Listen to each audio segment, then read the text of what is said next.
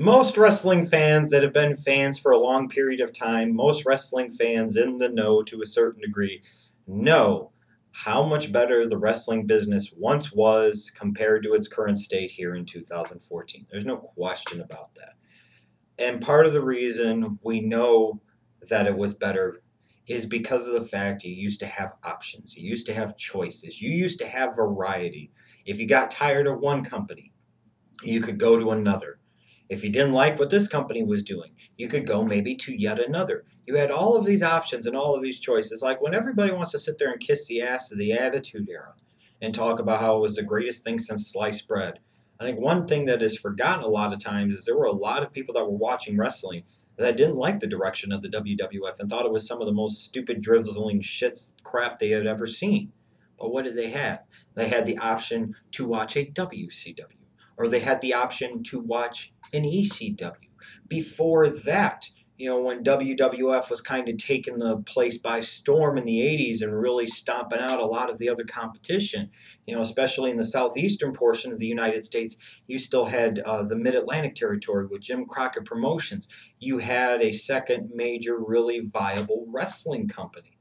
And when you had that, you could say, if I don't like what WWF's doing with Hulk Hogan, I can go watch Ric Flair and the Four Horsemen or Dusty Rhodes or this or that. You had options. It was good for the fans.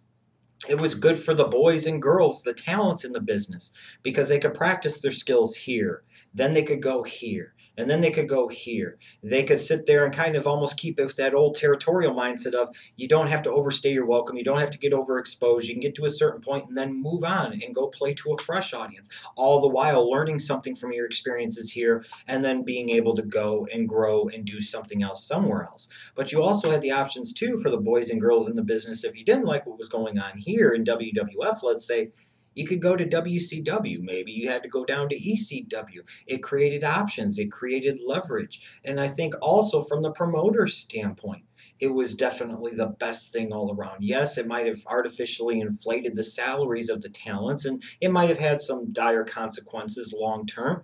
But that competition was also good because they had to compete with something that was relevant. You weren't the WWF, let's say, competing with Monday Night Football, even though they did a good job of competing against Monday Night Football.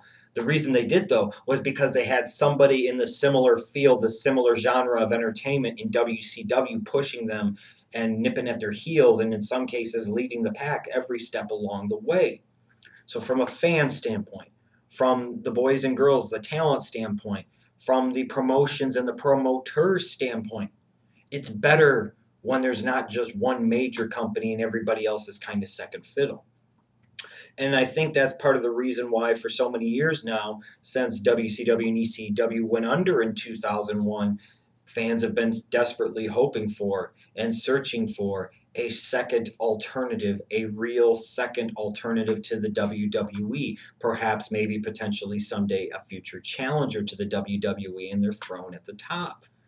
And, for a while, fans were trying to, at least somewhat, trying to get behind TNA and maybe hopefully wishing, and maybe in some cases still hoping and wishing that with their national cable television deal and everything else, that maybe this could be the company that would someday push the WWE. And this is the company that could affect some real positive change in the professional wrestling business.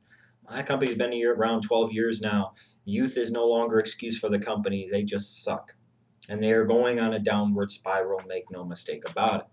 And a company like an ROH, the type of product that they have, the way that they are run, they're never going to be, just admit it and face it, they are never going to be anything more than what they are. They are not going to be a WWE competitor. If anything, they are just going to be a WWE developmental territory and breeding ground. Let's be perfectly realistic.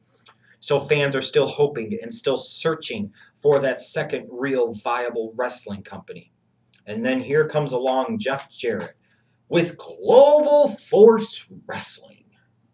And a lot of fans, it seems like now, are hopeful. And they're wishing. And they're praying. They really, really want this to take off. They really, really want this to work. They really, really want Jeff Jarrett to learn from his TNA experiences, the good, the bad, the otherwise, and use those experiences, learn from those mistakes, and get it right this time, and create a new major wrestling company, that if it doesn't fully have the capabilities of competing with the WWE head on, at least gives us a viable alternative that us as fans can be proud of to actually sit there and watch. Maybe actually do enough to be able to create some real tangible alternatives for the boys and girls in the business to give them a place other than the WWE where they can make a really nice living at doing it. So there's hope abound. But my biggest concern about Global Force Wrestling is this. And I'm not going to sit here and say for sure that it dooms it before it ever got off the ground. I'm not going to sit there and say that this project in no way, shape, or form has any chance of success. But I ultimately wonder truly is if this is about the wrestling business and making the wrestling business better, or if this is about Jeff and Karen Jarrett, in particular Jeff Jarrett, and their never-ending desire to get attention, that never-ending desire to have focus on them, that never-ending desire to have people saying, oh, look at them, look at them, look at them. Because, like, let's say when you go to the website, and I'll put the website link down below, you can check it out yourself. When you go to globalforcewrestling.com, or you go to their YouTube channel, you'll have different people appearing in videos like Mick Foley or a Scott D'Amore. It's good to see Scott D'Amore again, by the way. But when you go there in these different videos, it always seems to tie back into Jeff fucking Jarrett, which is the same crap I accused, and justly so, TNA doing for so many years. Everything else and anything else could be happening. This could be entertaining people, this could be entertaining people, but it all came to a screeching halt when it came to anything and everything pertaining to Jeff Jarrett. They would make sure that whatever Jeff Jarrett was involved in was featured in the main event spot or in a main spot, that everything else fell by the wayside, that everything else played second fiddle to anything and everything involving Jeff fucking Jarrett, and then eventually his wife, Karen Jarrett, needless to say. And when I go to the YouTube channel, I see these same type of things that I used to sense from TNA, I used to see and get from TNA. And then when I go to globalforcewrestling.com, I see a website that frankly looks like it was made out of WordPress. That's the type of website you would expect to see somebody like me make. Not somebody that is trying to establish a major national and perhaps international wrestling company. That shit looks terrible. That shit I think it actually looks a little worse than the freaking ROH website. And, Impact Wrestling's website at least is a little bit better than that. My God, that thing looks like the drizzling shits. It literally looks like a WordPress blog. And that's not a good thing when you were trying to be a major wrestling company. But even when you look at this WordPress blog or this WordPress looking blog, everything or every other thing seems to pertain to Jeff fucking Jarrett and or his wife in some goddamn way.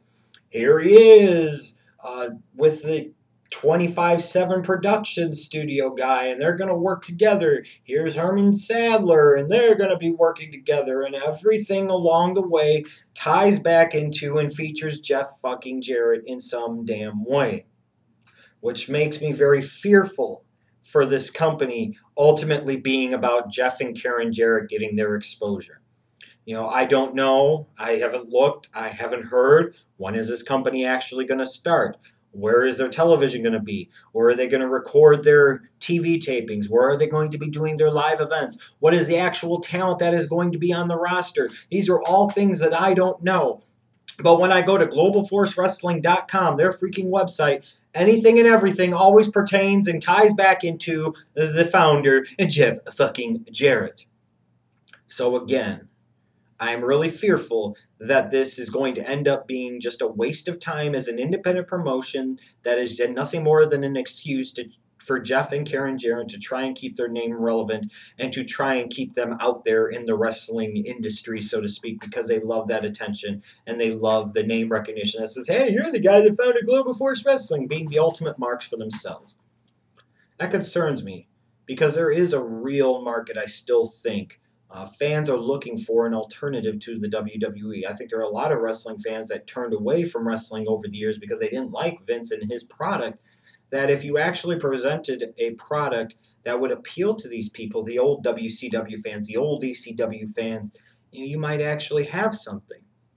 But by featuring Jeff Jarrett and only Jeff Jarrett and making everything about Jeff Jarrett, you're never going to get anywhere. And you're never going to accomplish any of those things by doing that. Which makes me incredibly afraid of what's going to happen when they actually go live as a company and they actually have television shows. The first segment's going to feature Jeff and Karen fucking Jarrett in the middle of the ring talking on the microphone.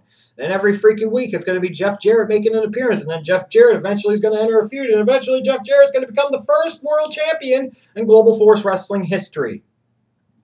If we see that, and that's what ends up happening, then you know that Global Force Wrestling is doomed to be nothing more than a TNA knockoff, and a very poor one at that, used only to keep Jeff and Karen Jarrett's names out there.